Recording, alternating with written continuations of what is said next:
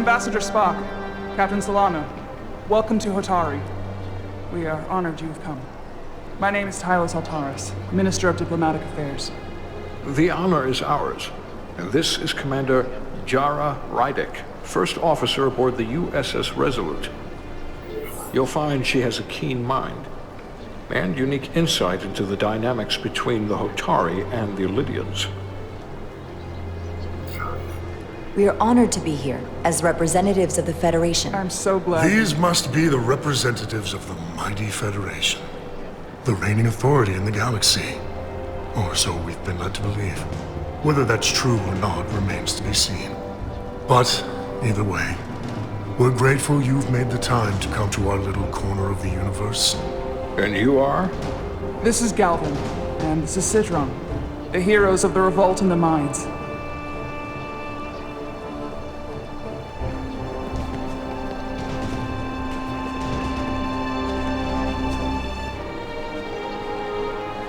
Let's hope this is the last time we ever have to come here. If you'll excuse me.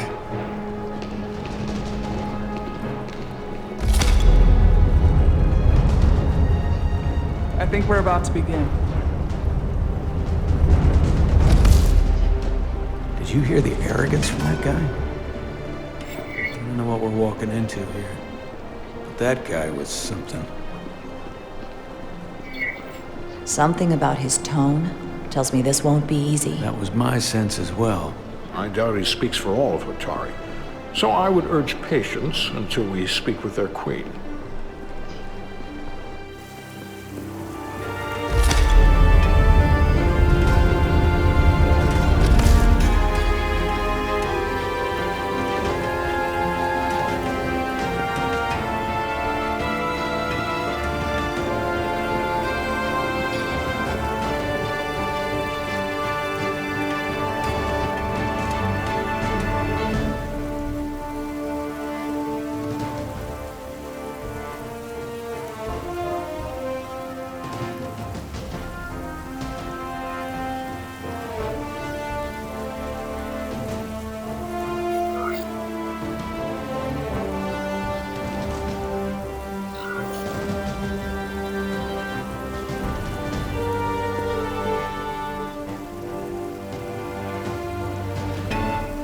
Ambassador Spock, welcome to Hotari Prime.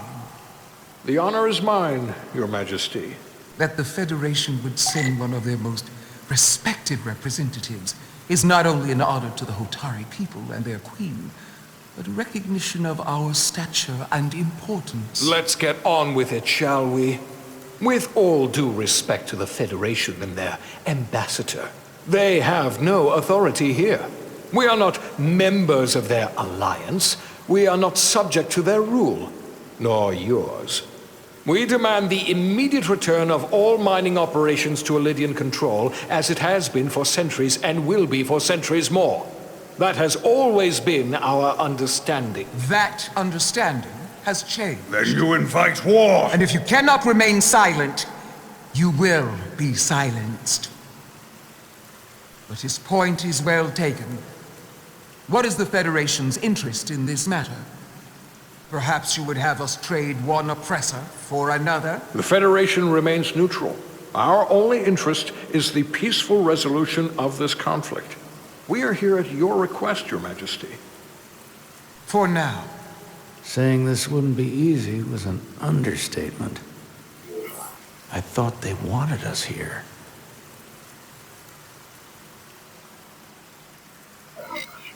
Was there something you wanted to say, Captain? Oh, no. My apologies. And what about the Kobliad? She's not She part can of... speak for herself, can't she? Then let her.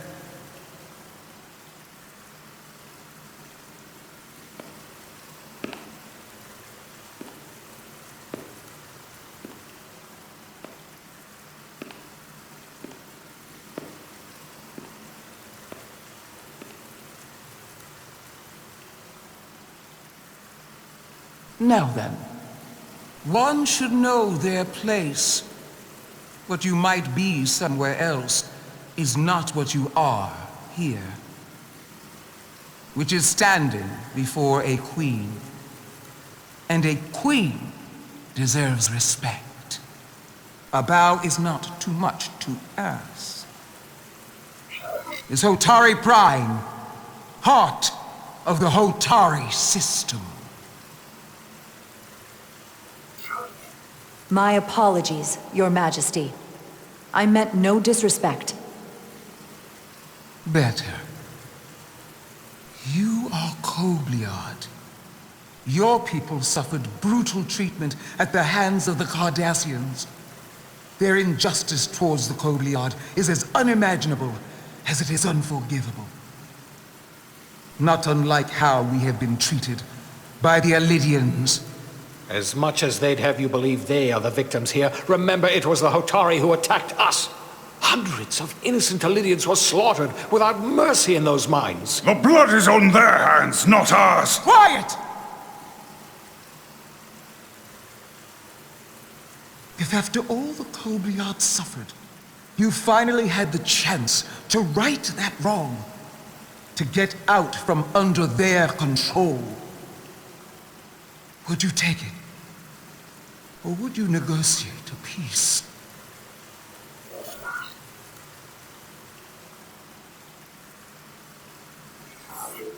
There is no remedy for what the Kobliad suffered, and I fear who we might have become in pursuit of it. There is no justice if the oppressed become the oppressor. So I would willingly accept a peaceful resolution if it were offered. That is the real opportunity. You may be right.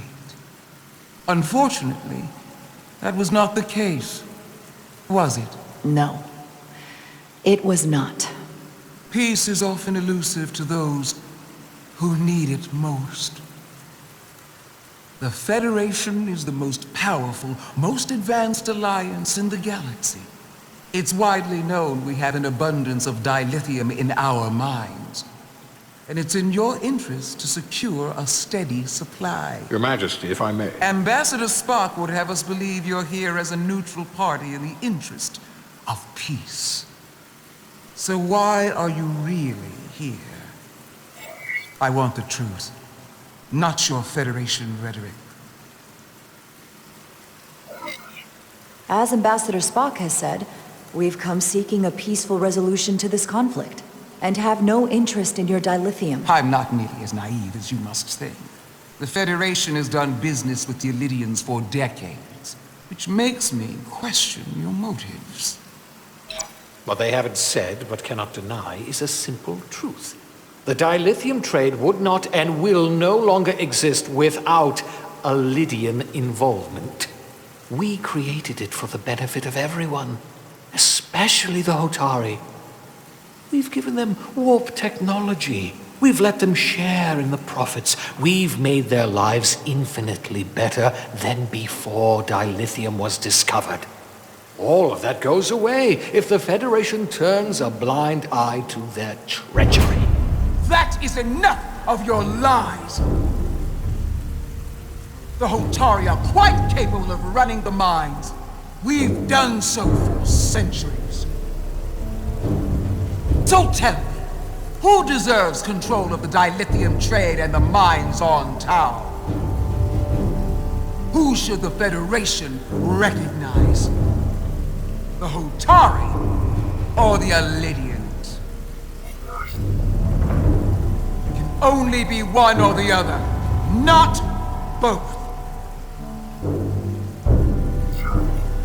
If I have to choose only one, then it would have to be the Hotari. Well said. How could the just and wise Federation make any other choice? This is an outrage. The Federation has lost all credibility. Mines are ours. Lydia will not be deterred. We will take back our mines by any means necessary. And you will see more blood spilled. I am more than willing to address your concerns, Your Majesty. Yours as well, Representative. But I suggest we could have a more productive conversation with a smaller group. Perhaps only the most essential representatives.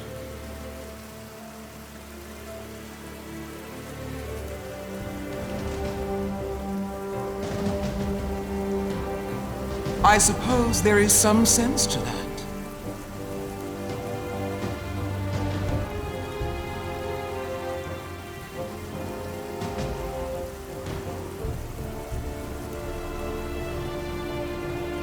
I hope we meet again. Commander Jara Rydek, Your Majesty. It's been a pleasure, Commander Rydek.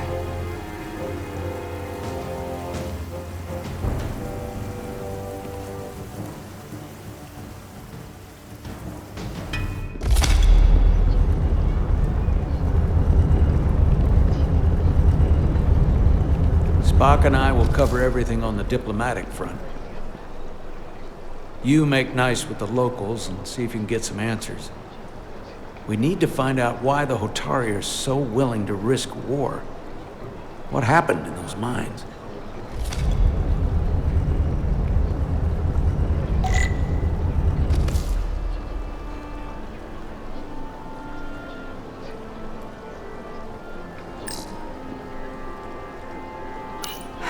The captain and ambassador have it handled. I've got my own mission.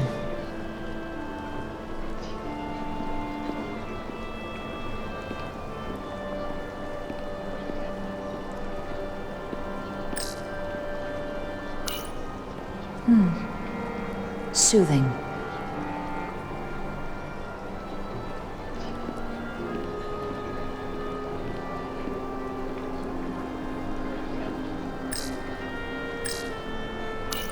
Such rough terrain. No wonder the Hotari are so tough.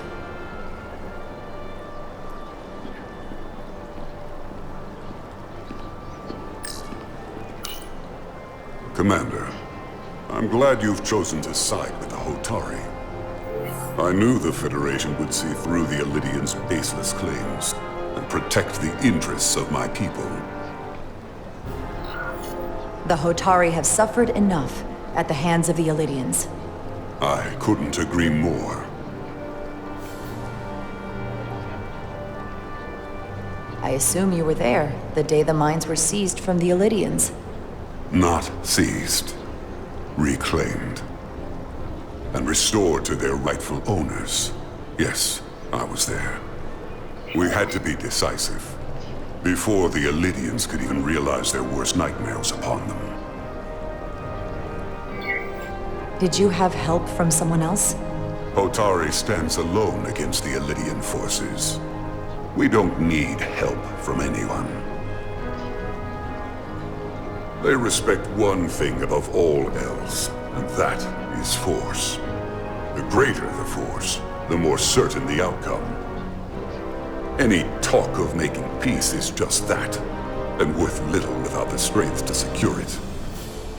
Which makes me wonder about your ship, the Resolute. Undoubtedly the Federation's finest warship.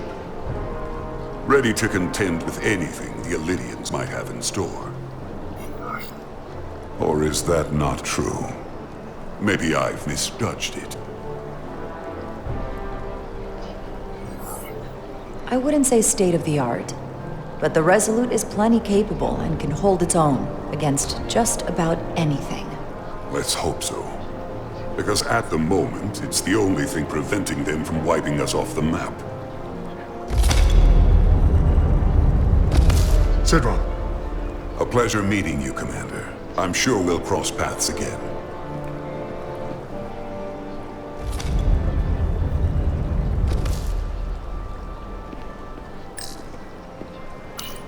Commander Rydek, I'm encouraged to see the Federation supporting my people.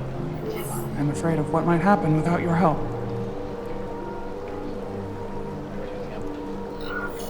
If anyone deserves thanks, it's Ambassador Spock. No one is more invested in negotiating a peaceful settlement to this conflict than he is. I'm so glad. We need his help before the situation escalates further than it already has.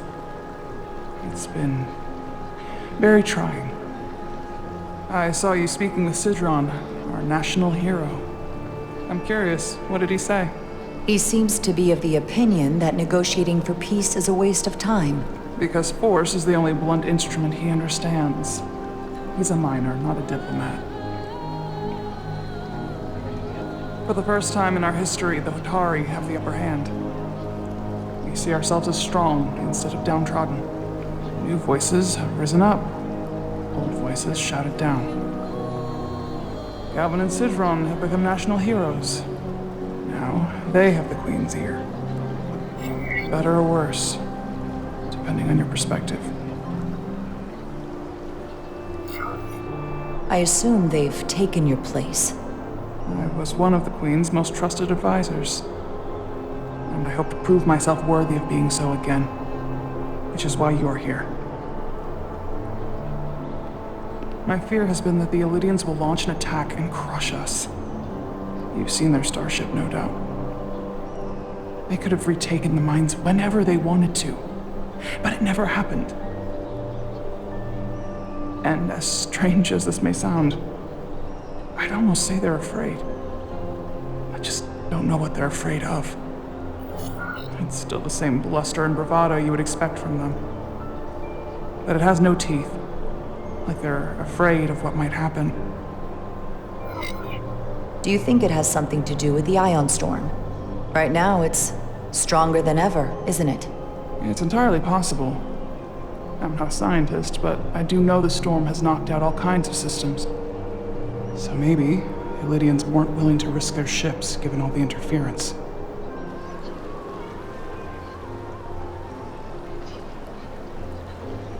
Since the day of the revolt, Galvin has seized control of the mines and restricted all access. No one's allowed without his personal authorization. And they've taken over a section of the palace with just as much secrecy and security. I'm told it could be something they brought back from the mines. I made inquiries, but everyone pretends it doesn't exist. I strongly suspect they're hiding something. What do you think it is? I've heard rumors it's some sort of ancient artifact, but I haven't seen it myself. How can we know?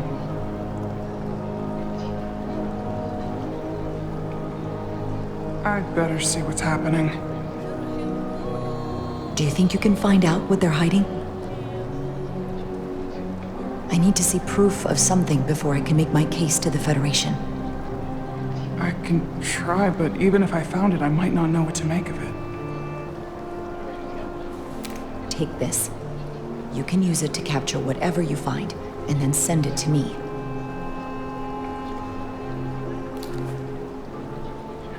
Thank you. I will let you know what I find. And I look forward to our meeting again.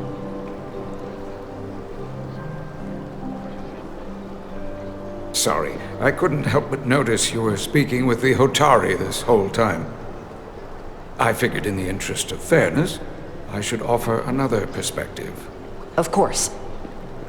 I'm probably not telling you anything you don't already know, but these negotiations rely on the Federation's neutrality, as does any hope you might have for a supply of dilithium in the future. So, why you would choose to side with the Hotari escapes me. Without Illidian involvement, there is no dilithium trade. But clearly, you weren't aware. We are and will remain completely neutral. Our only interest is the peaceful resolution to this conflict. As is ours. Of course, the question is, at what price? Major Solid Arminta, Special Attaché, Illidian Armed Forces. Pleasure to meet you, Commander. I have my issues with the Hotari, but I have to give them some credit. They know how to seize an opportunity. Inciting an uprising the same day as a massive once-in-a-lifetime ion storm. Our assumption was that this storm was just an anomaly. Yes, a very convenient anomaly. At least that was what we were told. Of course, I wasn't there. But who am I to say otherwise? Something tells me there's more to the story. So what really happened? Well, the official story is that it was the storm that enabled the revolt. How else do a bunch of unarmed, unorganized miners seize control of an entire moon, much less thousands of mines? But I've talked to people who were there. They tell a different story. They say they're lucky to have escaped with their lives. That it was more than just the storm. That somehow the miners were able to harness the energy from the storm. I know it sounds crazy. I'm not even sure I believe it myself. But that's what they said.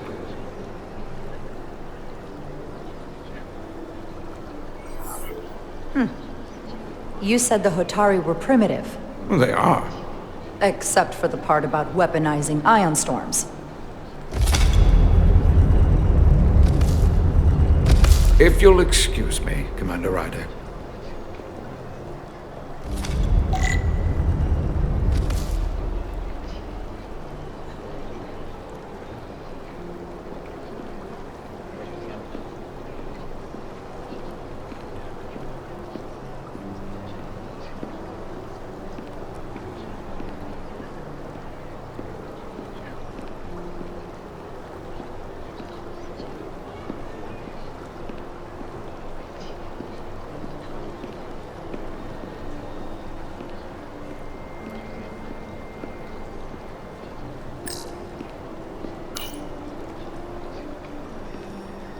They seem proud of their culture. Pride can lead to rash action.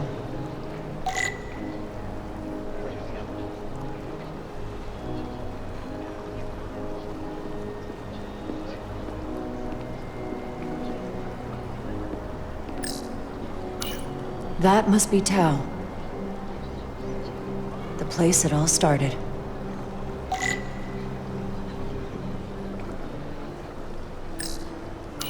An Illidian warship, the Zeldi.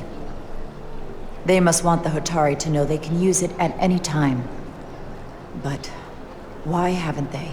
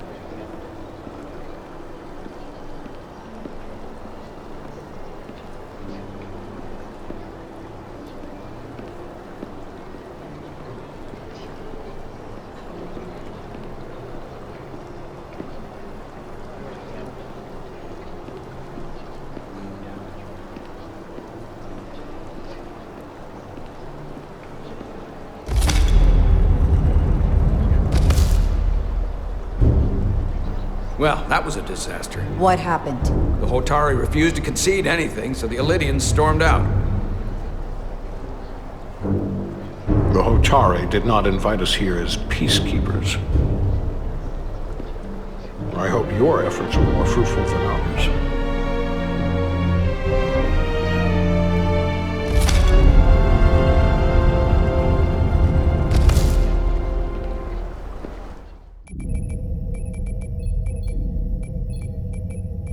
Gravitational harmonics failing to resolve. Warp bubble stability degrading. Increase output to maximum. Increasing warp output to maximum. It's happening again.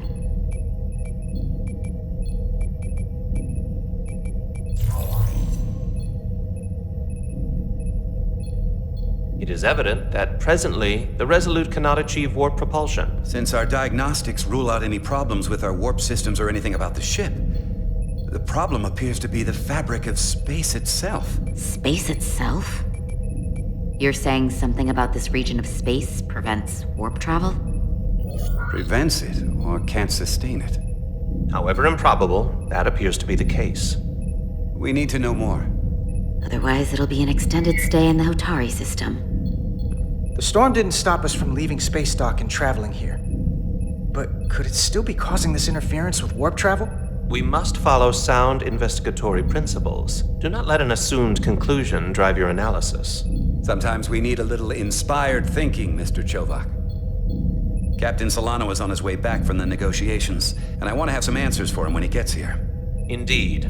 Given the facts at hand, we may be able to deploy subspace probes around the ship to construct a clearer picture of the phenomenon. Around the ship.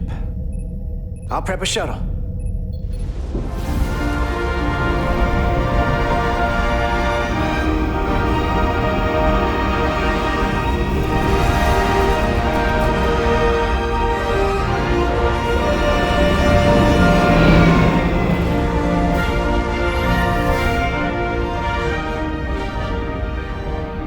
Setting up a waypoint at a distance roughly corresponding to the edge of our warp field.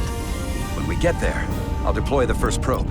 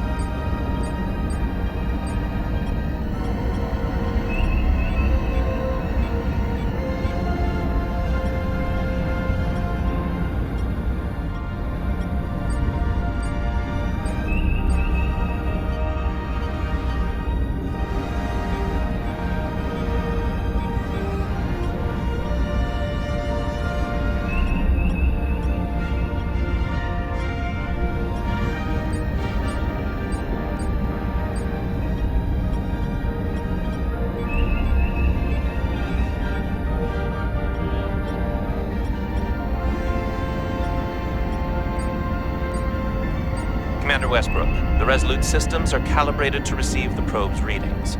We are standing by to reproduce the warp field collapse after the first probe is deployed. Thank you, Mr. Chovak. We'll be in position shortly.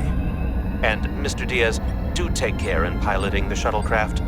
Now is not the time to indulge in the human penchant for joyriding. Chovak probably isn't such a fun guy to work for, huh?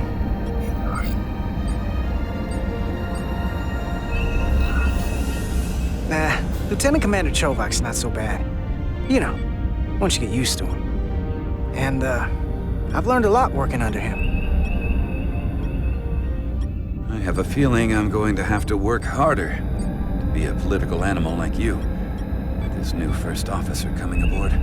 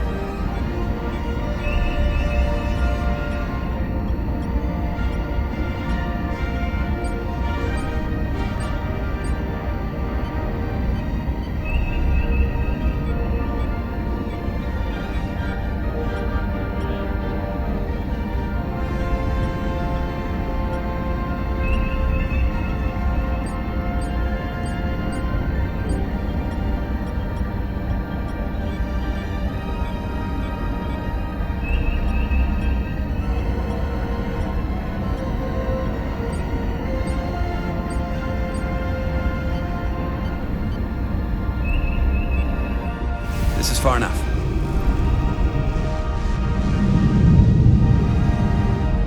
Transporting the first probe into position.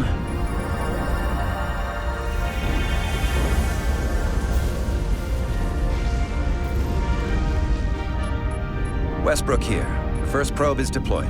Understood. We are reading it. We are about to replay the simulation.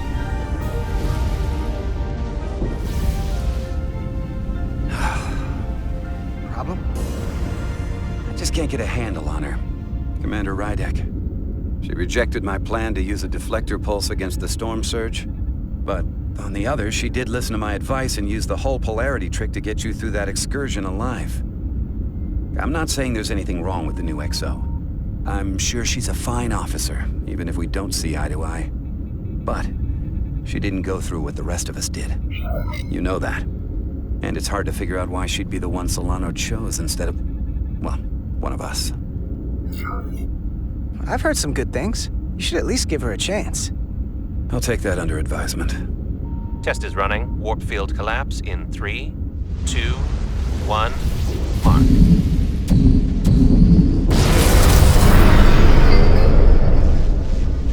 Whoa. All right, that is definitely a problem with the fabric of space. We need to get another probe out there.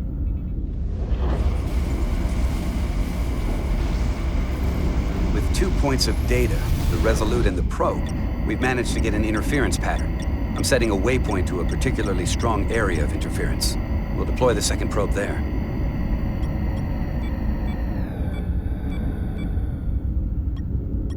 Listen, I'm gonna give you a piece of advice I wish someone had given me. Make sure you're never just one thing.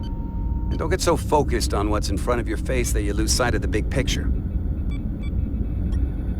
Before Rydek showed up, the captain pulled me into his ready room and told me he didn't think I had the people skills to be first officer. What a load of crap. I mean, if he'd said that about Chovak, sure. I appreciate the advice, Commander. I'll make sure I keep my options open. I don't need to tell you how to operate. You're already well on your way. You're a capable engineer. You're good in the field. Keep up the good work. And who knows? A solid jack of all departments like you could be Commander-in-Chief of Starfleet one day. Hell, Admiral Jellicoe started as a shuttle pilot. And there are places to go in the enlisted ranks, too. Of course, if you get an officer's commission, they'll put you on another ship. I don't know. I'm pretty happy where I am. You must be a glutton for punishment. Lieutenant Commander Chovak has been known to take decades to warm up to people.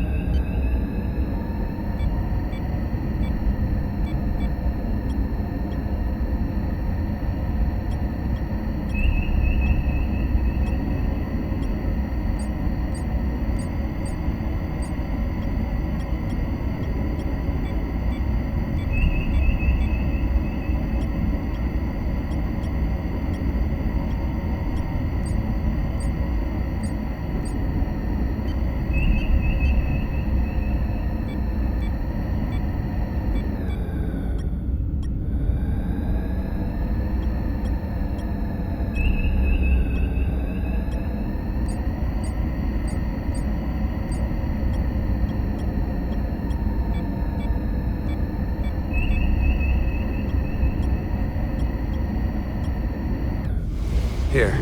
This is close enough. Stop the engines.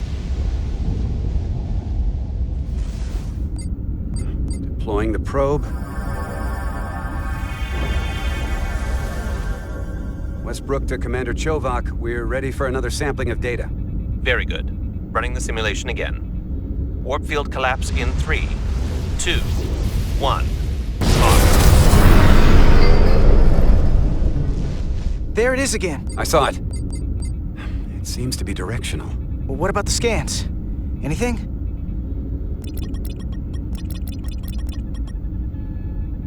Here's the readings in relation to our local space.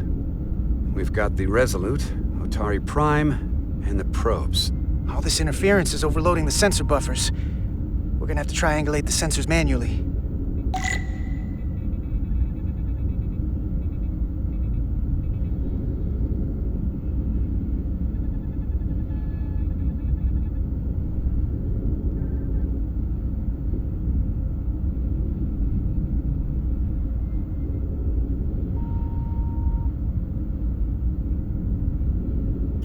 got something. These markers indicate peaks in the gravimetric interference patterns. Let's see if I can find some more.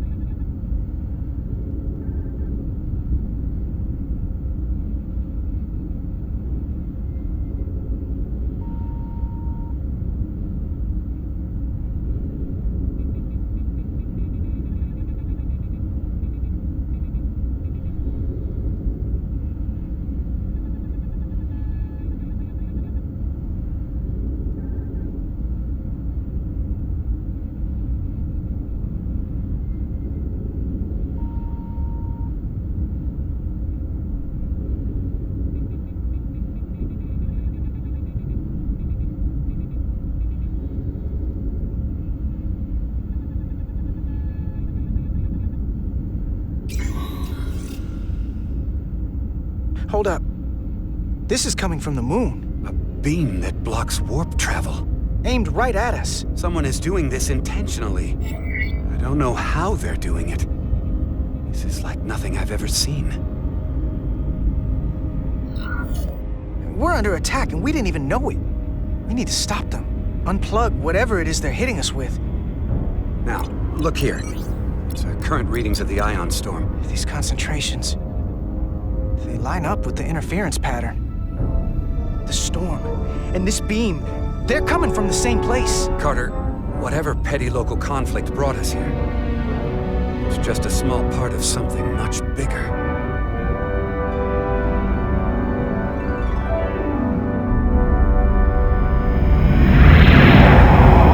Presently, we don't have an explanation for how they're doing this. One thing is clear. This is no fluke. Thank you, Mr. Westbrook. I want a full briefing when I'm back on board. Solano out. A targeted weapon that inhibits warp travel. Coming from the moon Tau. That would explain the difficulties my shuttle encountered. More importantly, the tenor of the Hotari during the negotiations. And here I thought the Elydians would be the problem. Coming to peace talks in a warship. This wasn't supposed to be so complicated.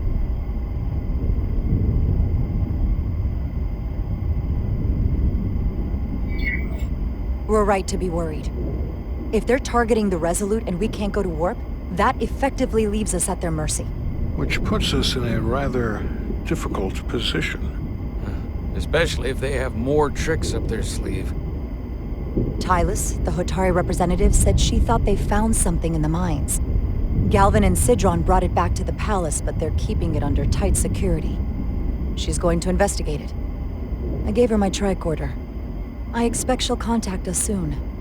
You found an ally. Why would Tylus help us? Go behind her people's back? It's a fair question, considering. She doesn't like the way Galvin and Sidron have been manipulating the situation. And the Queen.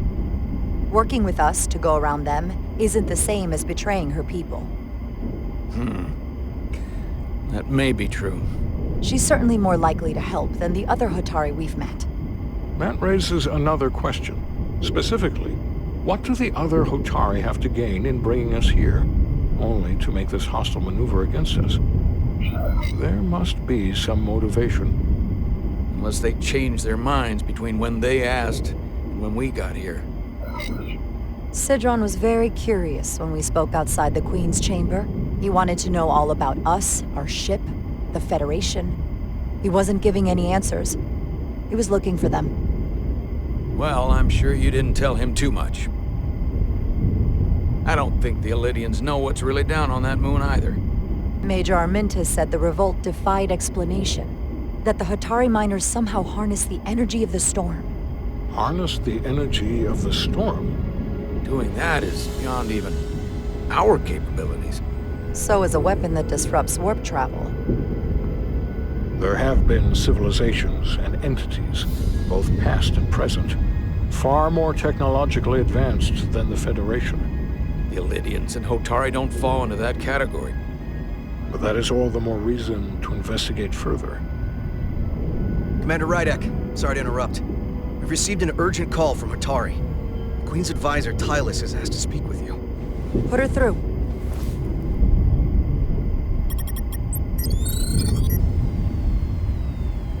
Galvin and Citron are still with the Queen. I've enlisted help to gain access to the room they have under guard. I don't have much time. I'm not supposed to leave my post. It's only for a moment. I so appreciate your help.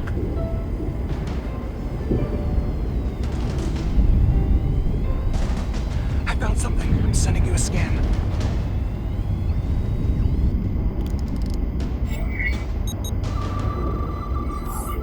Got it.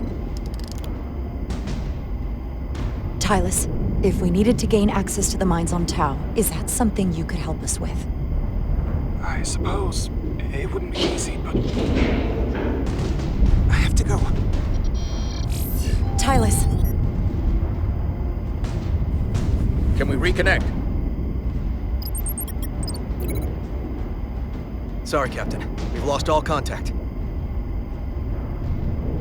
We can only hope she escaped without harm. It was hard to tell.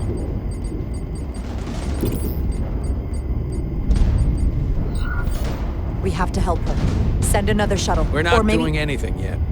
Not until we know more. Let's see the scan of whatever the hell that was.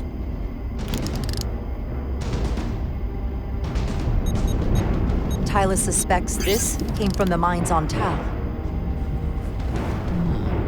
It appears to be of ancient origin, but the markings are unfamiliar. We can run a full analysis when we get back to the Resolute. But if this came from the mines, then it might be the key to how they got the upper hand against the Illidians. Then we have to go into the mines. The Federation would not allow that. We were, after all, sent here to be a neutral party in a peace negotiation. However, we could demonstrate that the Hotari have acted in bad faith, which would enable us to investigate the mines on Tau with full justification. But of course, we would need conclusive proof before taking action. Otherwise, it could put us in a difficult position. Whatever this artifact is may be proof enough, at least to satisfy the Federation. Especially if we can show the Hotari are controlling the warp disruption and targeting the Resolute. We may have a better understanding once we analyze the device. But a mission to the mines, covert or otherwise, is not out of the question. And I will handle the Federation.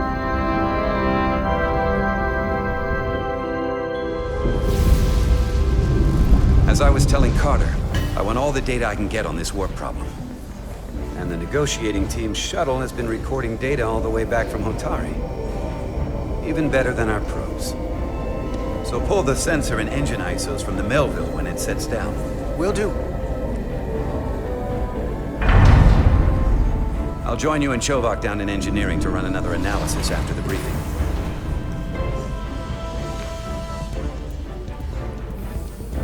I didn't like this warp problem when we thought it was some astronomical anomaly. And I like it a hell of a lot less now that we know someone is doing it to us. How does it work? What do we even do about it? What do you say we pull these chips and find out? Took some damage on the way.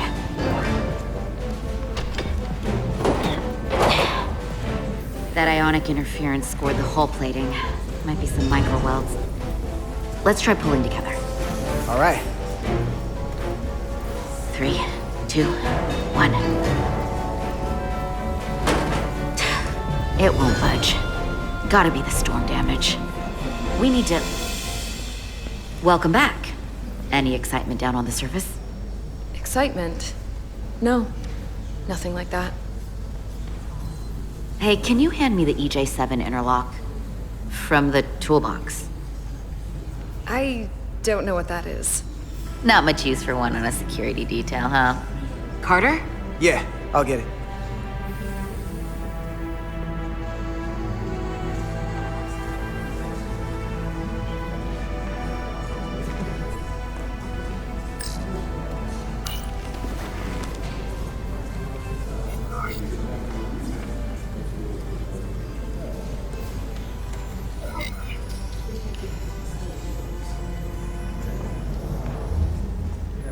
Okay, I'll apply pressure while you decouple the panel.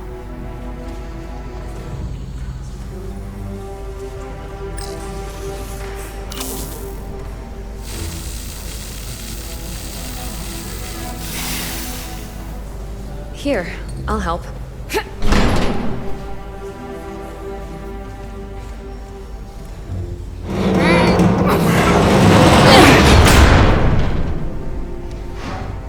We've got this. Open up and say ah. Thanks for the hand. We have to get these isolinear chips down to engineering. No problem. You really know everything about these ships, don't you? The tools, the systems. Like a walking Starfleet technical manual. Well, I wouldn't say everything, but I know my stuff. I can see that. Come on, start pulling chips.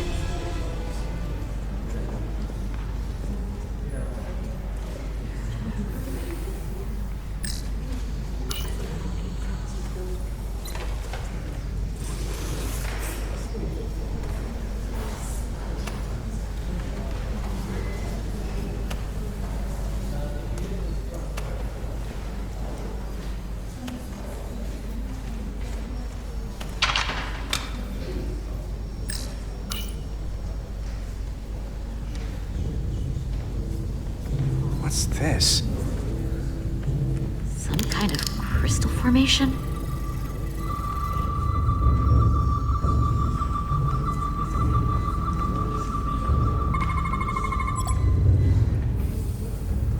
Whoa. This substance is a quantized spin crystallization of hydrogen, carbon, and lithium. It's emitting tetrametric pulses at an interval of 3.8422 seconds. Quantized crystallization isn't natural. I mean, it's only theoretical as a means to engineer matter on a subatomic level. What's it doing in there?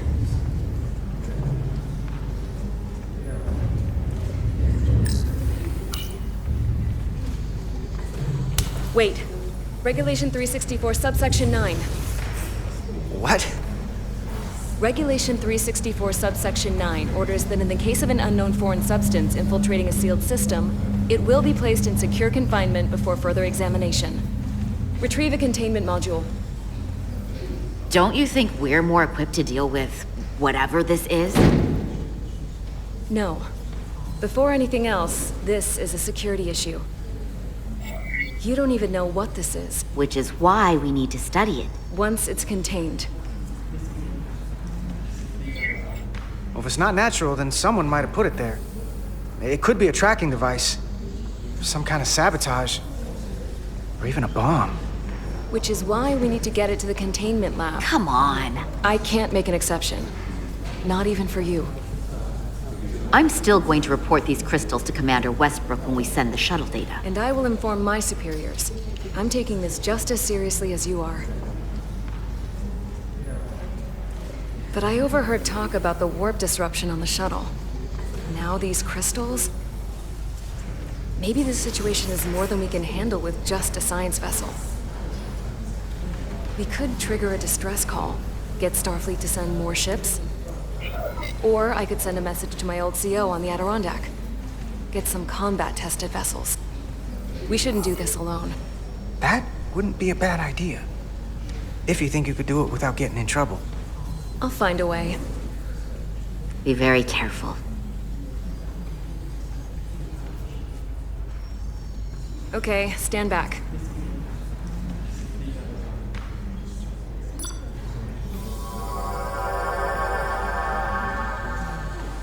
Get this to the containment lab.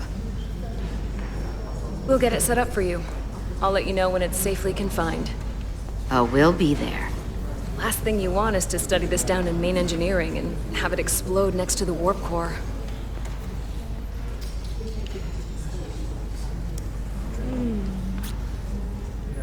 Almost forgot. Can't have that. For a second, I thought she'd gone cold on you. Like she might have changed her mind. But I guess this whole situation has her spooked. Maybe she knows more than us? Or it's because this is all happening so fast? But she usually doesn't scare easy. Well, of course she's taking it seriously, but that's her job. When she's on duty, she's got to be on the lookout for danger. Yeah, but talking about sending a distress call on her own? That's going too far. Although, you didn't seem to think so. She was probably just thinking out loud. I'm sure she'll come to her senses. This mission has enough complications stacking up. Now, we'll get through it. You, me, and Miranda too.